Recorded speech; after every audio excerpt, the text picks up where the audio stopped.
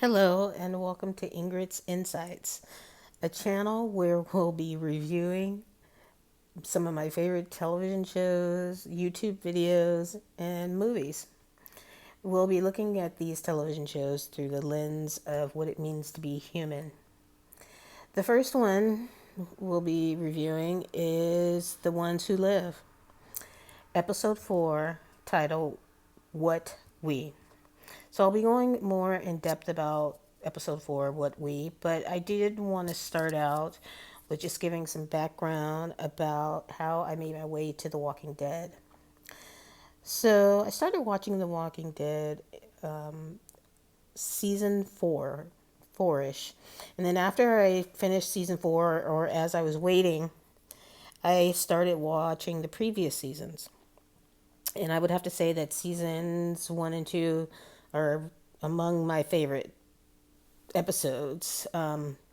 It's just something interesting about the beginning of a zombie apocalypse and what it does, how people's perceptions change and over time, and just it was really gritty, and so I think I really enjoyed those aspects of it.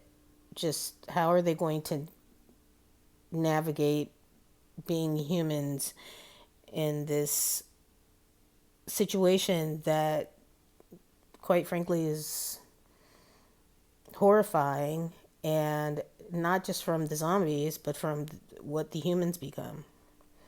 And so my approach is going to be looking at what it means to be human in a symbolic sense as it relates to The Walking Dead, in an allegorical sense as the situations that the survivors find themselves in, and how it relates to our lives and what it means for us to be human.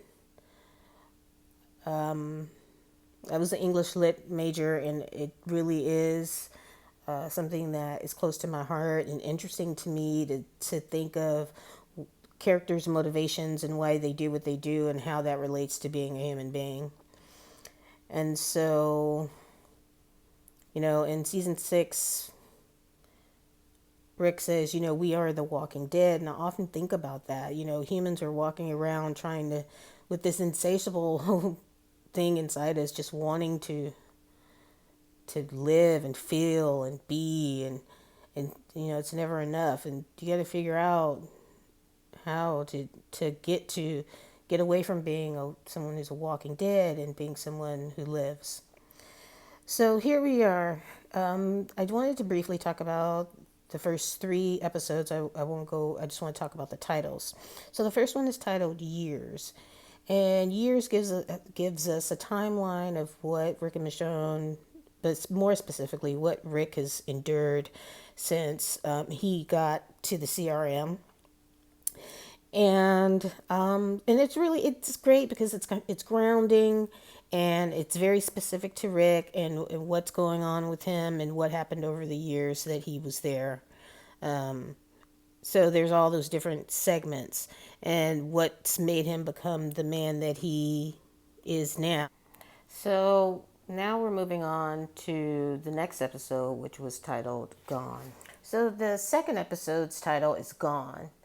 And this is where we meet the new characters that have a group of their own, but that group of people just leaves people behind. So these 3 characters decide to join Michonne, and unfortunately, they end up being gone, being unalived.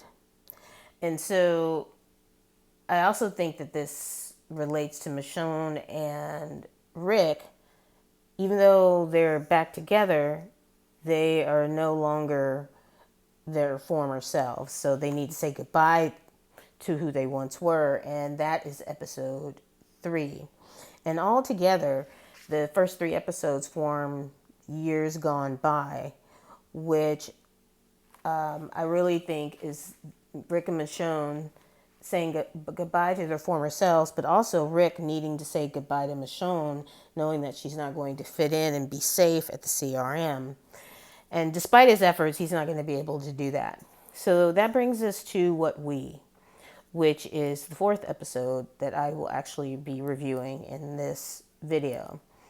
And even though it seems like as individual episodes that these titles are disjointed, but I think it's needed. I think that it shows that these two people have not been joined together. So what we is what they are becoming, because the next episode, in episode 5, they will that title will be what we become. And so what are they becoming after they're running from the CRM? And we get to see that. So this episode has an overarching theme of them coming home to themselves physically, metaphorically. I know that Michonne would like them to go home to Alexandria, and we'll see what happens with that. But you can see in her eyes, like, the dismay and the anger, and you can see in Rick's eyes that he is just concerned and doesn't know what to do. She eventually just decides to throw them both into the waters below, which I see as a rebirth.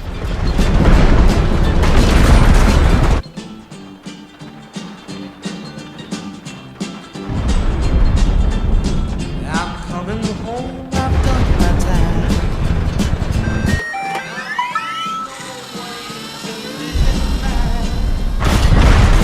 If you receive my letter telling you what's free. So you can see in that small clip there that there in the background there's Tony Orlando's tie a yellow ribbon around the old tree, and coming home to you is one of the lines in the song, and the idea of tying a yellow ribbon is in remembrance of a love that's lost. So we just start off right away with that idea of home. Even so much in that there's a Roomba, and this Roomba is, you see it probably 3 different times throughout the episode. And it's a robot that cleans up constantly, and I see that Roomba is trying to cleanse again, connecting it to rebirth. It's not exactly rebirth, but it's a cleansing of all of the debris and the dismay and things that are occurring or have occurred. So we'll see how that plays out in the rest of the episode. Michonne can't understand how this man, who's at the forefront of every battle, leading everyone, getting everyone where they needed to be, how he's gotten to be someone who's just falling in line with this military operation and not seeming to care about being at home, going home, and protecting his family in Alexandria. So they find themselves back at this high-rise apartment, which is at once nostalgic but very modern place. And Michonne is trying to get him to understand that he is lying to himself, and he just doesn't get it. So she takes it upon herself to say, forget it, I'm just going to go and leave and go back home, and you can do what you want. And she stays there waiting, as many women do after they get in an argument, waiting for him to call her back. And she's just standing in that hallway, which is a great scene, and he's not coming. And then Rick is standing there inside of the apartment, not knowing if he should go to stop her or not. And so she continues to leave. And then all of a sudden, he decides that he's going to go, and he's going to go after her and stop her. And then here comes the CRM. The CRM is coming to see what happened to the helicopter that they were both on. And he ends up leaving and running after her, just in the nick of time before the helicopter sees that he's in the side of the apartment. And so the CRM destroys the helicopter that they both were in. The building starts to collapse. He finally finds her, and then they have to make their way back inside of the building. and they finally find each other, and then they're making their way back. And of course, there's walkers, and they're after them. And then there, we see a bit of the old Rick and Michonne just fighting their way, and it's funny because she makes fun of him about how he's talking about formations and whatnot.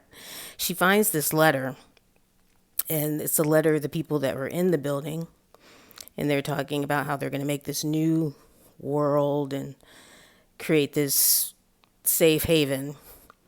And she's just like, this these people think that they knew everything and how they're going to create a new world, and then they end up dead. And around you see all these really inspirational quotes, and there's a person there, it was Padme, I believe, no, Lakshmi. And so they get into the real first argument here.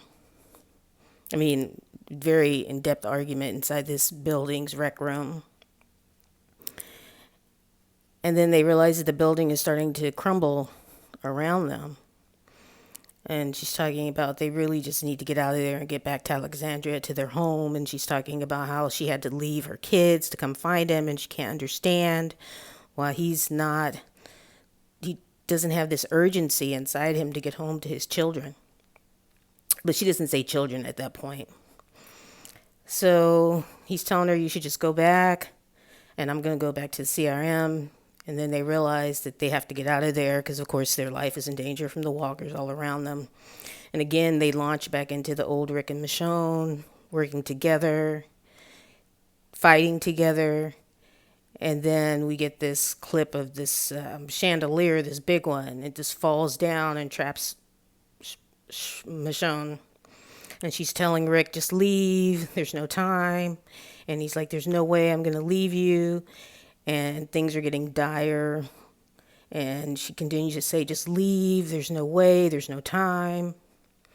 And then, of course, he doesn't leave her, despite the odds. And you really get a sense of how much these people love each other and how they're never going to leave each other behind, like that other group of people that she had found. And so eventually Rick is able to free her, and then they make their way back to the safe apartment building that they were in before. And at this point, you see a shift in his behavior, and he's getting back to who he was. They make their way back into the apartment building, into the room. And you see, again, they're getting into an argument. So this is like the third argument they've had about what she should do, and she's trying to convince him. They make up a little, and then, you see that they're kissing here, and you can see the depth of their love. And then they get into this really heavy sex scene that's been talked a lot about on social media, on Twitter. And it's almost a little bit, the way people are portraying this sex scene is almost fetishizing Rick and Michonne as this interracial couple. And it's a hot scene, I'd give it to you. Denai actually wrote this episode, and so she goes into this sex scene. She had an interview with one of the super fans, Yvette Brown, and talks about, even though it seems so passionate and so raw, that it was very well planned out. So they talk a little about it. Because I have been loving this show. We're on episode 4 of this amazing show, The Ones Who Live, and I'm sitting next to one of the stars, Denai, and we're now going to talk about episode 4, which you wrote. Which is not a surprise. She's a writer. This is not a surprise to anyone, but... Well, yeah, I mean, I think thank God she got more verbal. She got more verbal, as seasons went on. But this... Yeah, and it was time. It was time for them to speak. And that's I think that was part of why I was attracted to telling this story, to writing it, because it really was a lot of stuff that could no longer be sort of, connoted Right. or inferred. Like they had to get it out. Right. And it was very important to me how that happened, and that it felt like a really real raw dynamic between two people who deeply love each other but are in crisis. Yes. Let's just bounce to the thing that everybody wants to talk about. Everybody wants to talk about the love scene. Really? They do. And I would like to say that I put in my notes, as I took notes watching, bow chicka bow wow. Oh wow, very. Is what I put. Just That's listen. That's at the top of the It's just dictionary, right in there, right? baby. Just let you know what it is. So how was it to create that scene, to shoot that scene? And there's a point in the scene where it looks to me that Rick is having a bit of a panic attack because of the moment or because of his emotions, whatever's going on with him. And there's a moment where he puts his hand on your heart. She puts his hand on his heart. She puts his hand on her heart. On her heart. She puts his hand on her heart. To settle him and to get him grounded. And was this written by the great Denai, or was this something that you did in the moment? Oh, how goodness. scripted was that? This was very scripted, and it was scripted in a way that just never moved an inch. It was very specific that to me that their love scene was not just a love scene. Right. We've seen a ton of love scenes. It had to be something to do with there had to be a character shift. Yes. There had to be something that occurs story-wise that is crucial for the journey. Right. And for me, it was very important to study. I really went into researching PTSD. Yes. And you can't, when you think of what this man has been through, he's been in captivity for almost 9 years. Yeah. And he's a man, this is a man who's a leader, who takes charge, who gets in front of the ranks, you know.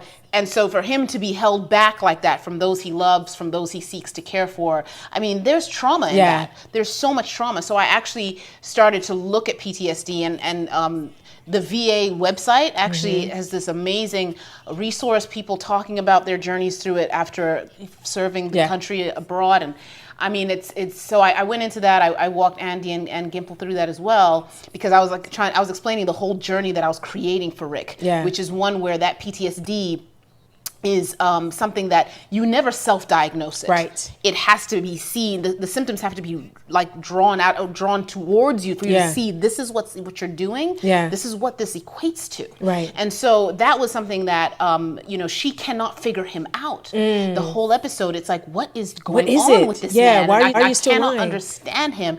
And she actually has to go through her rite of passage to get to the point where she gets him, and there's a wound in here that's influencing his behavior that he can't articulate. Talk about they're not people of words. Absolutely. He can't articulate. So it's in that love scene where it's a moment of course, all that vulnerability, all that intimacy, so much love, and having missed each other in that way so much. That's obvious. That's of course where the wound is not going to have any more walls on it. Right. And its reveal is going to cause her to see him and to know, oh, he has a wound he can't even speak. Right, that he can't access. And I have to help him through it. Right. And so that's what that scene is about. It's really that shift. And that was written. It's written in intricate detail on the page from day one.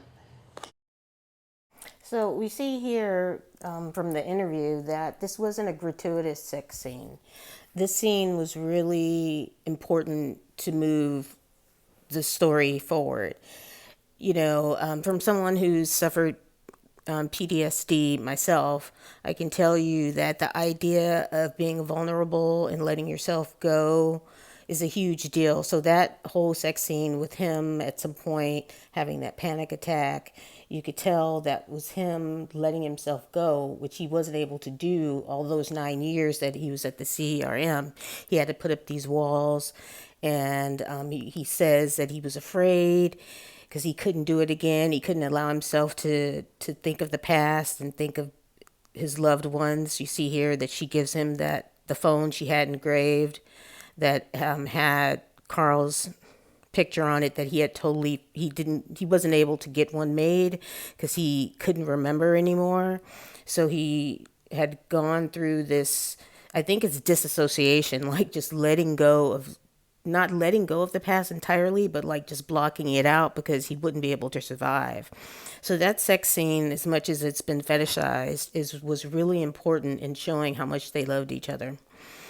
So the building continues to crumble. They're making their way out of the building, and they've gone right back to who they once were. And I know it's not exactly that way, and we'll see as the characters play out, I'm sure in the next and final episode of this season, that they're not exactly who they were. There's no way you can be after going through being locked up for 9 years, essentially, being told that if you contact your loved ones, they'll be murdered. But you do have the sense that they are connecting again. Maybe not exactly the way they once were, but similar. So they make their way out, they find a vehicle, and they're driving, and they're moving on to the next scene, and everything, all of that stuff is in the past, and it's breaking down, and they're up for a new life together. So it'll be interesting to see. Well, I did see episode 5, and that's interesting because when you talk about people coming together and connecting and things that were once disjointed not being disjointed again, and just keeping that metaphor in mind, they aren't going to be the same. It's going to be different.